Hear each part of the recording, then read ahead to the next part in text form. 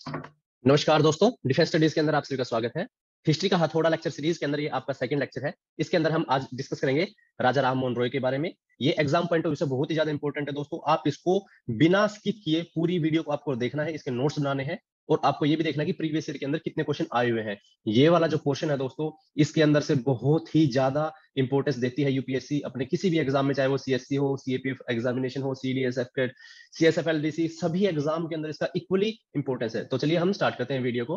तो वीडियो को स्टार्ट करने से पहले ये मेरे बारे में कुछ इन्फॉर्मेशन है। मैंने सीडीएस को 6 बार क्वालिफाई किया है, एफएट को 4 टाइम्स क्वालिफाई किया है। अमन ने सेम ही चीज की है और साथ में उन्होंने सीएपीएफ एसी का भी लास्ट ईयर इंटरव्यू फेस किया है। तो आपको अगर सीएपीएफ पेपर 2 के रिगार्डिंग कोई भी प्रिपरेशन करनी है या सीडीएस एफकेट के लिए कोई भी गाइडेंस चाहिए, कोई भी मटेरियल चाहिए, तो आप हमें कांटेक्ट कर सकते हैं, जिसका पूरी तरीके से हमने लिंक अपने डिस्क्रिप्शन बॉक्स में दे रखा है। वहां पर हमने अपनी ऐप का भी लिंक दे रखा है, तो आप वहां से डाउनलोड कीजिए और बहुत सारा कंटेंट जो फ्रीली अवेलेबल है वो आप उसको एक्सेस कर सकते हैं। तो चलिए अभी स्टार्ट करते हैं हमारे मेन टॉपिक के बारे में, जिसके अंदर हम डिस्कस करेंगे राजा राम मोहन रॉय के बारे में। तो अभी रिसेंट का कंटेक्स्ट क्या है दोस्तों, देखिए 2022 के अंदर अभी इनके 250वां जन्मदिन होने जा रहा है, जिसकी वजह से ये काफी इंपॉर्टेंट है। क्योंकि यूपीएससी ऐसे ही क्वेश्चन पूछती है। मान लीजिए कोई पर्टिकुलर चीज है, उसके 100 साल पूरे हो रहे हैं, 75 साल, 50 साल, 200, 250 ऐसी सीरीज में जिसके भी पूरे हो रहे हैं, तो उसके क्वेश्चन आने के चांसेस बहुत ही ज्यादा है। तो आप इसको डेफिनेटली आपको प्रिपेयर करना है अच्छे से। अब हम बातें हैं इनकी अर्ली लाइफ के बारे में। तो यानी कि जो स्टार्टिंग में है, राजा राममोहन रॉय बनने से पहले ये क्या थे और इनके बारे में क्या क्या चीजें बोली जाती है। तो देखिए दोस्तों, ये 1772 के अंदर एक ऑर्थोडॉक्स ब्राह्मणिकल फैमिली थी जो कि बंगाल के अंदर रहते थे, वहां पर उनका जन्म हुआ। ऑर्थोडॉक्स का मतलब क्या है दोस्तों, कि उनकी जो फैमिली है वो बिल्कुल जो ब्राह्मणिकल अपने रूल्स रेगुलेशन कस्टम यूसेजेस होते हैं उनको बहुत तगड़े तरीके से मानते थे। वो किसी भी तरीके के मॉडर्नाइजेशन की तरफ इतना ज्यादा उनका आउटलुक नहीं था, इतना ज्यादा इंटरेस्ट नहीं था। लेकिन इनको बोला जाता है father of modern India. Father of modern India उनको इसलिए बोला जाता है क्योंकि इन्होंने ऐसे ऐसे काम किए जो कि ऑर्थोडॉक्सी के अगेंस्ट खड़े होते हैं। जैसे कि मान लीजिए उस टाइम पे सती प्रथा बहुत ही ज्यादा प्रचलन में थी, लेकिन इन्होंने बोला सती प्रथा नहीं होनी चाहिए। उस टाइम पे ये प्रचलन में था कि जो वुमेन है उनको घर से बाहर नहीं निकलना चाहिए, उनको पढ़ाई लिखाई नहीं करनी चाहिए, उनको जॉब वगैरह नहीं करनी चाहिए। लेकिन ये उनके अगेंस्ट ये बोलते थे कि वुमेन की पढ़ाई लिखाई भी होनी चाहिए, वुमेन को बाहर काम भी करना चाहिए, वुमेन की स्त्री प्रथा वाली जो भी चीजें हैं उसको बिल्कुल बंद कर देना चाहिए, उनको फ्री इंडिपेंडेंसी देनी चाहिए। ऐसा इन सभी का मानना था। और मान लीजिए कई बार क्या होता था, स्त्री प्रथा का जैसे पुराने आउटलुक में क्या सोचा जाता था कि मान लीजिए किसी का पति है, उनकी डेथ हो गई है, तो डेथ होने के बाद क्योंकि ये माना जाता है कि जो जन्मों जन्मों का संबंध है, भारतीय जो सभ्यता है उसके अंदर ये बोला गया कि पति और पत्नी का जो संबंध है वो एक जन्मों जन्मों का संबंध है। तो अगर मान लीजिए उसमें से पति की डेथ होती है तो वाइफ को भी उसी टाइम पे मर जाना चाहिए, और उसी को स्त्री प्रथा के रूप में देखा गया। लेकिन इनका ये मानना था कि स्त्री प्रथा एक बहुत ही रूडिमेंट्री सोच है और उसको बंद करके उसके बाद जो विडो हुई है औरत, उसकी दोबारा से रीमैरिज भी होनी चाहिए। तो ऐसे ऐसे आउटलुक उस टाइम पे उन्होंने सोचे और उस टाइम पे उन्होंने सोसाइटी के सामने रखे। इसी वजह से उनको मॉडर्न इंडिया का फादर भी बोला जाता है। इनको राजा का टाइटल दिया गया, किसके द्वारा दिया गया, ये अकबर टू के द्वारा दिया गया, जो कि आपके मुगल एम्पर थे उस समय के। इन्होंने कुछ समय तक मनी लैंडर का भी काम किया 1809 से 1814 के बीच में। बाद में ये ईस्ट इंडिया कंपनी के अंदर रेवेन्यू डिपार्टमेंट के अंदर काम करने लगे। अगर मैं गलत नहीं हो तो वे दीवानी की पोस्ट पर काम करने लग गए थे। उसके बाद आते हैं इनकी एक आइडियोलॉजी के बारे में, जिसको हम बोलते हैं मोनोथिज्म। मोनोथिज्म का मतलब क्या है दोस्तों, वन गॉड, यानी सिर्फ एक भगवान को ही मानने वाले। तो इनकी ये भी सोच थी कि हम हमारे जो नंबर ऑफ गॉड्स है या जितने भी ज्यादा भगवान होते हैं वो हमें कंफ्यूज करते हैं, तो इसलिए हमारा एक ही भगवान है। तो उन्होंने इस एक ही भगवान की जो थीसिस है या फिर थ्योरी है उसको उन्होंने अपनी एक बुक में लिखा था। उस बुक का नाम क्या है दोस्तों, गिफ्ट टू मोनोथिस्ट। ये उन्होंने 1809 के अंदर लिखी थी। और साथ में ही उन्होंने, क्योंकि लोगों को उनको ये भी बताना था कि उनकी सारी की सारी बात मान जाए और जो लोग भी मोनोथिज्म की जो थियरी है उसको बिलीव करने लग जाए, तो उन्होंने क्या किया, जो उस टाइम पे जो वेद होते थे और जो उपनिषद होते थे उन सभी को उन्होंने ट्रांसलेशन किया बंगाली के अंदर। और बंगाली के अंदर ट्रांसलेशन करने से क्या है बात हो गई दोस्तों, कि जो वहां की जो लोकल पब्लिक थी या फिर कॉमन सिटीजन थे, कॉमन पीपल थे, उनको ये चीजें समझ में आने लगी कि हाँ भाई, ये वेद को हम भी पढ़ सकते हैं और इसमें तो ये सारी बातें लिखी हुई हैं। और उन्होंने अपनी थियरी को प्रूव करने की हर जगह से तमाम कोशिशें की, और उन्होंने लास्ट में ये भी बता दिया कि जो हिंदू धर्म है जो एक्चुअल में वो मोनोथिज्म की थ्योरी को सपोर्ट करता है। उसके बाद आते हैं सोशल रिफॉर्म्स एंड आइडियोलॉजी के बारे में, कि उन्होंने क्या क्या सोशल रिफॉर्म की सोसाइटी के अंदर और क्या उनकी एक्चुअल में आइडियोलॉजी थी। तो उन्होंने सबसे पहली बात तो क्या है, जो सुपरस्टिशियस प्रैक्टिसेस होती थी, चाहे वो किसी भी तरीके की सुपरस्टिशियस प्रैक्टिसेस हो, उन्होंने उसको बैन करने का काम किया, उन्होंने उसको बंद करने का काम किया और अगेंस्ट खड़े होने का काम किया। जैसे कि मैंने पहले ही आपको बता दिया, स्त्री प्रथा।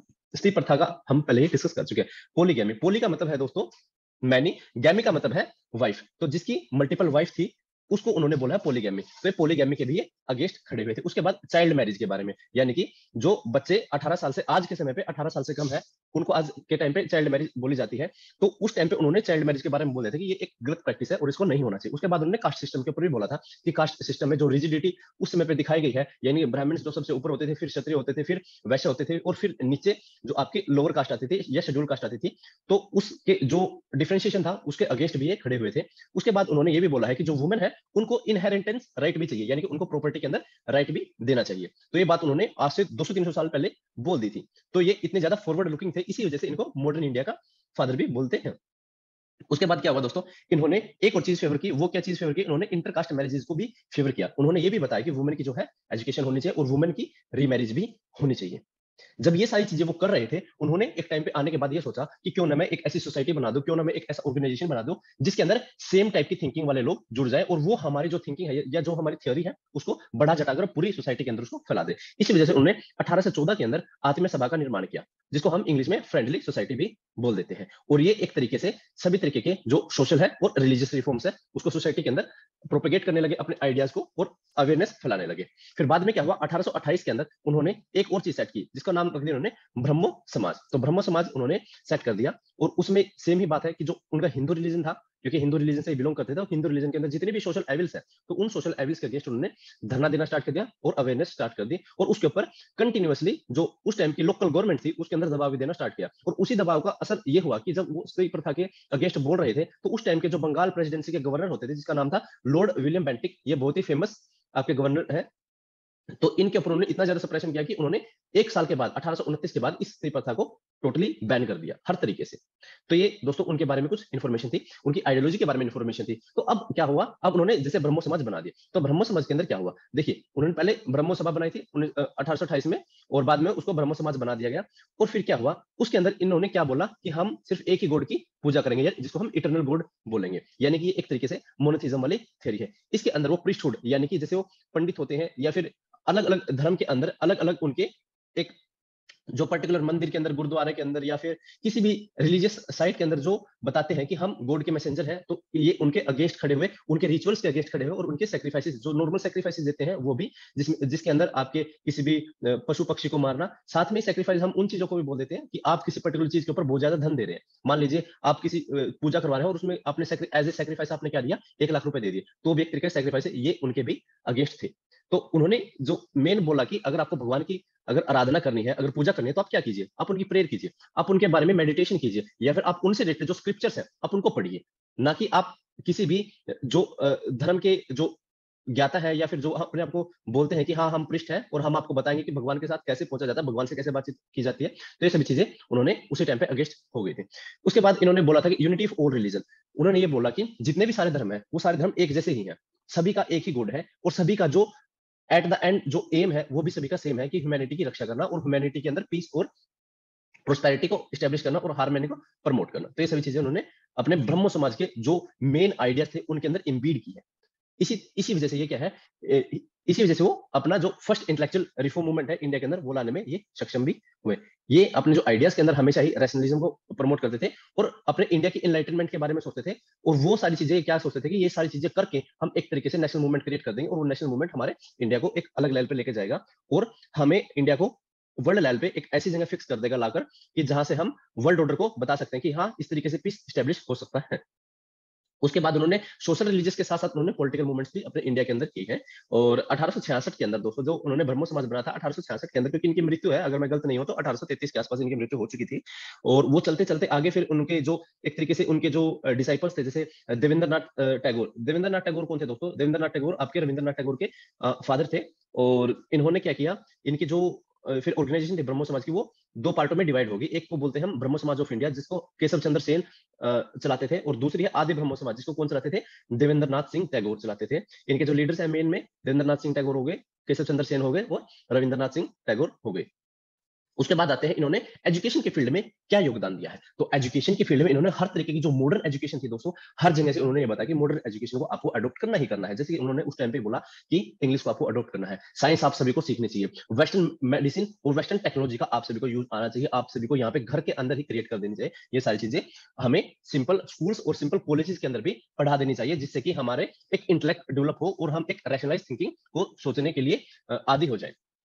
ये बात उन्होंने उस टाइम पे बताई थी। साथ ही उन्होंने मॉडर्न एजुकेशन सिस्टम को एस्टैब्लिश करने के लिए उन्होंने कई सारे इंस्टीट्यूट को भी बनाया है। जैसे कि उन्होंने हिंदू कॉलेज है दोस्तों कलकत्ता के अंदर 1817 के अंदर डेविड हेयर के साथ मिलकर उसको उस पर्टिकुलर कॉलेज को बनाया। कौन सा कॉलेज है दोस्तों? हिंदू कॉलेज है वो, ठीक है। उसके बाद 1822 के अंदर दोस्तों उन्होंने एंग्लो हिंदू स्कूल को बनाया था और बाद में उन्होंने वेदांता कॉलेज को भी बनाया है, जो कि किसके आइडिया को प्रमोट करता है? हिंदू मोनोथिज्म को, ठीक है दोस्तों। उसके बाद उन्होंने 1830 के अंदर एक और कॉलेज बनाया जिसका नाम रखा उन्होंने स्कॉटिश चर्च कॉलेज, तो ये भी दोस्तों उन्होंने बनाया है। उसके बाद आते हैं हम उनकी वर्क्स और राइटिंग्स के बारे में कि उन्होंने क्या क्या काम करवाए हैं। उन्होंने उन्होंने क्या-क्या काम करवाए हैं या फिर उन्होंने क्या-क्या चीज़ें अपनी रचनाएँ लिखी हैं इस तरीके से। तो उन्होंने सबसे पहले जो रचना लिखी है वो 1803 के अंदर लिखी थी या 1809। आप एक बार इसको वेरीफाई करके मेरे को कमेंट सेक्शन में बताइए दोस्तों कि 1809 है या 1803 है, बता दीजिए एक बार। ये है गिफ्ट टू मोनोथिज्म। तो गिफ्ट टू मोनोथिज्म उनकी जो पहली राइटिंग थी। उसके बाद उन्होंने 1821 के अंदर अपना एक अखबार लिखा, उसका नाम था उन्होंने रखा संवाद कौमुदी। संवाद कौमुदी क्या है दोस्तों? ये बंगाली लैंग्वेज के अंदर पहला वीकली न्यूज़पेपर है और इंडियन लैंग्वेज के अंदर ये किसी भी तरीके का पहला न्यूज़पेपर है दोस्तों। इतना इंपॉर्टेंट है संवाद कौमुदी। उसके बाद क्या हुआ दोस्तों?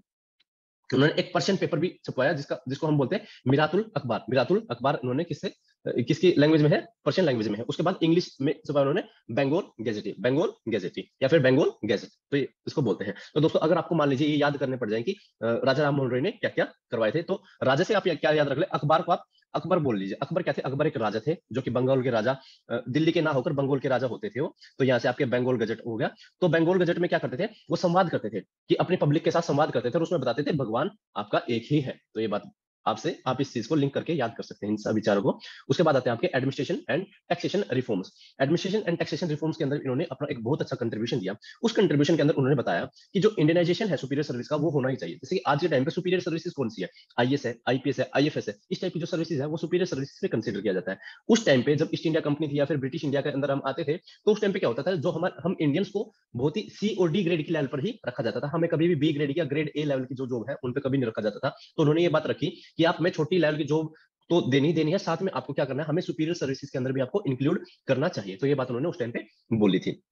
उसके बाद उन्होंने बोला था कि एग्जीक्यूटिव को जुडिशरी से सेपरेट कर देना चाहिए। ये दोस्तों आपके डीपीएसपी के अंदर आर्टिकल 50 बी है। तो आप आर्टिकल 50 को भी आप पढ़ेंगे तो उसमें भी यही लिखा गया है कि एग्जीक्यूटिव का जुडिशरी से सेपरेशन, ठीक है दोस्तों, ये आपकी स्टेट की रिस्पॉन्सिबिलिटी है। तो ये बात उन्होंने 250 साल पहले बोल दी। तो देखो कितने ज्यादा फॉरवर्ड लुकिंग वो इंसान थे। और उसके बाद उन्होंने क्या बोला कि जो इंडियन और यूरोपियंस है उन दोनों ही, चाहे वो सिटीजन हो, चाहे वो जॉब करते हो, चाहे किसी भी तरीके का उनके अंदर लिंकेज हो, उन दोनों के अंदर इक्वालिटी होनी चाहिए। ये नहीं है कि आप इंडियंस को छोटा समझे और यूरोपियंस को हमेशा इलीट समझे। ये बात उन्होंने उस टाइम पे कही थी। उसके बाद उन्होंने क्या बोला? उसके बाद उन्होंने बोला कि जो इंडियन गुड्स है जो कि अब्रोड जाते हैं, यानी कि बाहर से कोई भी चीज है, मान लीजिए भारत के अंदर आम उगते हैं, तो आम है, आम को अगर हम अब्रोड भेजें तो उसके अंदर एक्सपोर्ट ड्यूटी लगती है। उन्होंने बोला कि एक्सपोर्ट ड्यूटी को कम कर दीजिए ताकि हमारे यहाँ पे जो लोकल जो फार्मर्स है या फिर लोकल जो ट्रेडर्स है उनको थोड़ा बहुत फायदा हो। और साथ में उन्होंने बोला कि जो ईस्ट इंडिया कंपनी के ट्रेडिंग राइट्स है उनको अबोलिश कर दीजिए, क्योंकि ईस्ट इंडिया कंपनी अपने ट्रेडिंग राइट्स का फायदा लेकर यहाँ पे जो लोकल इकोनॉमी थी उसको बिल्कुल गिरा रही थी और लोकल जो ट्रेडर थे उनको बहुत ही गंदे तरीके से हानि होने लग गई थी। उसके बाद उन्होंने बोला कि जो बंगाल के अंदर बंगाली जमींदार की जो प्रैक्टिसेस है उनको बंद कर देना चाहिए, क्योंकि बंगाली जमींदार क्या करते थे, क्योंकि वो लैंडलॉर्ड टाइप के लोग होते थे, तो अपना चक्रवर्ती ब्याज के चक्कर में और लोगों की जमीनों को हड़प लेते थे इनडायरेक्ट वे से। और वो बहुत ही ज्यादा सप्रेशन करने वाली बात है और इससे बहुत सारे लोग, ना केवल लाखों में बल्कि करोड़ों में लोग वहां पर मरे भी हैं।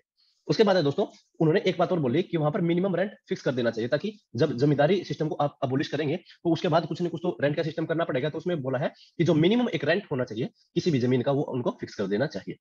और लास्ट में जब हम आते हैं बात को, तो उन्होंने बोला कि जो टैक्स फ्री लैंड है, टैक्स फ्री लैंड कौन सी होती है दोस्तों? जो कि पब्लिक यूज के लिए है। मान लीजिए आज के टाइम पे अगर टैक्स फ्री लैंड के बारे में हम बात करें, जैसे कि आपका पंचायत की जमीन होती है कई सारी, और वो एक तरीके से टैक्स फ्री लैंड है, वो पूरे गांव की जमीन होती है। तो वहां पर उन्होंने बोला कि वहां पर सभी तरीके के टैक्सेस को अबोलिश कर देना चाहिए। अगर कंक्लूजन के बारे में बात करें तो कंक्लूजन के बारे में जब हम बात करेंगे तो हम बताते हैं यहाँ पर कि राजा राममोहन रॉय थे, उस टाइम पे उन्होंने मॉडर्न एज की सिग्निफिकेंस को समझ लिया था। उस टाइम पे उन्होंने एक बात तो बोली थी कि इंडिपेंडेंस तो होनी चाहिए, लेकिन वो कभी भी आइसोलेशन में नहीं होनी चाहिए कि हमने आपको इंडिपेंडेंस दे दी।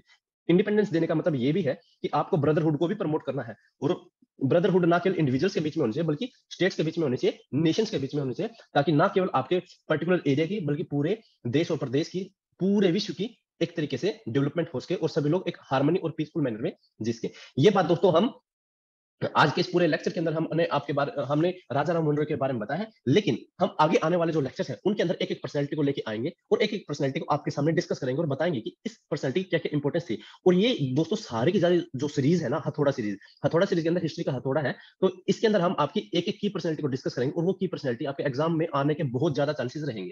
तो अगर आपको ये सारी चीज़ें फ्रीली हमारे पास चाहिए, तो आप क्या कर सकते हैं, हमारी जो एक ऐप है जिसको हमने डिफेंस स्टडीज़ ऐप बोला गया है, ये आपकी प्ले स्टोर पर अवेलेबल है। तो ये आपका एक स्कैनर है, आप इसे स्कैन करके वहां पर जा सकते हैं, वहां पर उसको देख सकते हैं। साथ ही अगर आप एप्पल स्टोर यूज करते हैं, तो वहां पर आप क्लास प्लस की ऐप को डाउनलोड कीजिए और वहां पर आपको ऑर्गेनाइजेशन कोड मांगेगा, जहां पे आप टाइप करेंगे YWSEP। तो उसको टाइप करने के बाद ही आप हमें हमारे सारे के सारे जो कंटेंट है, स्टडी मटेरियल है, लेक्चर सीरीज है, उन सभी को एक्सेस कर पाएंगे। अगर आप तैयारी करना चाहते हैं सीएपीएफ असिस्टेंट कमांडेंट के बारे में, सीडीएस के बारे में और अफकेट के बारे में, तो आप हमसे पूरा गाइडेंस प्लान ले सकते हैं, पूरी टेस्ट सीरीज ले सकते हैं। उसके लिए आपको क्या करना पड़ेगा, व्हाट्सएप करना पड़ेगा 8930919491 के ऊपर। उसके साथ ही आप ईमेल भी कर सकते हैं डिफेंस स्टडीज 007 के ऊपर। टेलीग्राम चैनल के अंदर हमने आपका लिंक दे ही रखा है और सभी चीजों का लिंक हम डिस्क्रिप्शन बॉक्स में दे रखा है। अगर आपको पूरे लेक्चर सीरीज से या फिर पूरे किसी भी पर्टिकुलर चीज का रिगार्डिंग कोई भी आपको क्वेश्चन है, तो आप कमेंट सेक्शन में भी पूछ सकते हैं। आपका इस वीडियो को देखने के लिए बहुत बहुत धन्यवाद। जय हिंद, जय भारत।